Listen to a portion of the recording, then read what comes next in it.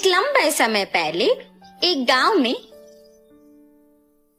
चंद्रैया और शकुंतला नामक पति पत्नी रहते थे। वो दोनों लालची स्वभाव के थे। चंद्रैया बहुत सारे भैंसों को पालते उनका दूध उस गांव वासियों को बेचता था। उस सारे गांव में सिर्फ चंद्रैया दूध बेचता था और वो दूध में बहुत सारा पानी मिलाकर बेचता था।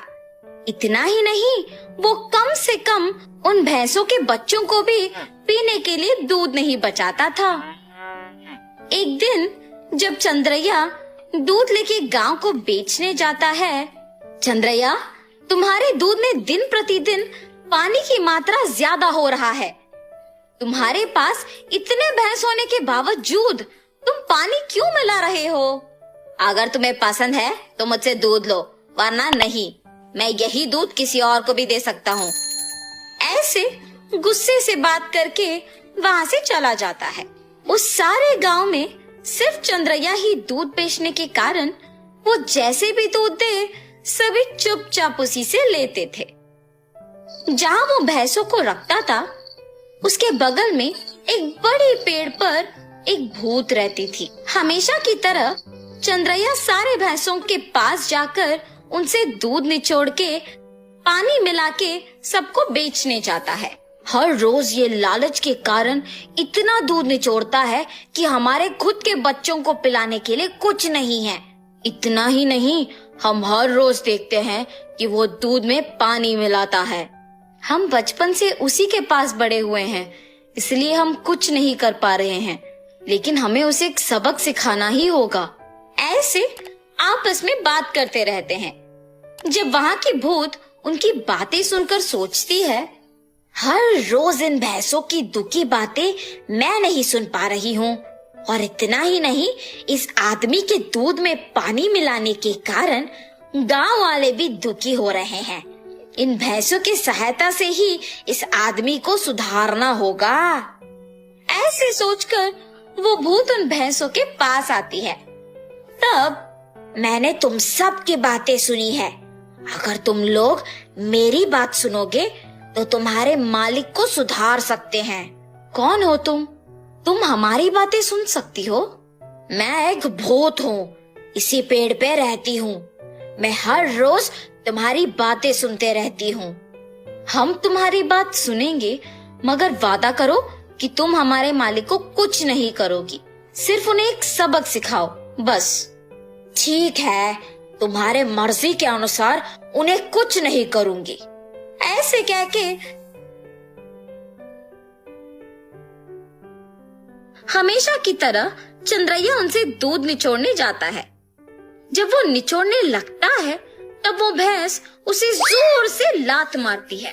बाप रे शकुंतला, मेरा पीठ टूट गया। ऐसे जोर से चिल्लाने पर शकुंतला अपने पति के पास आती है।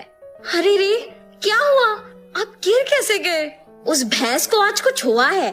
जब मैं दूध निचोड़ने गया तो उसने मुझे जोर से लात मारा। आप रुकिए, मैं भी जरा देखूं कि ये भैंस दूध कैसे नहीं देगी। ऐसे कह के शकुंतला उस भैंस से दूध निचोड़ने की कोशिश करती है, और उस भैंस ने शकुंतला को भी उसके पति के ही तरह जोर से लात मारती है। तुरंत उनके बच्चे ही सारे दूध पी जाना देख पति पत्नी कुछ नहीं कर पाते हैं, सिवाय उनको देखना। अरे रे, सारा दूध सिर्फ ये बच्चे पी रहे हैं, कुछ तो कीजिए। आज के लिए हम कुछ नहीं कर सकते हैं, शाम को वापस आएंगे दूध निचोड़ने। ये फैसला करके वहाँ से चले जाते हैं। शाम को जब दोनों वापस दूध निचोड़ने जाते हैं, तो सुबह की ही तरह वो भैंस उन दोनों को लात मारती है। ये देख पति पत्नी दोनों डर के मारे घर चले जाते हैं।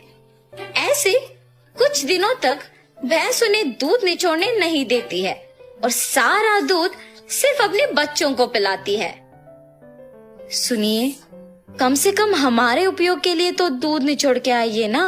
बाप रे, हम अगर इस गांव में भी दूध नहीं दे पा रहे हैं तो भी ठीक है, मैं तो उस भैंसों के पास नहीं जाऊंगा।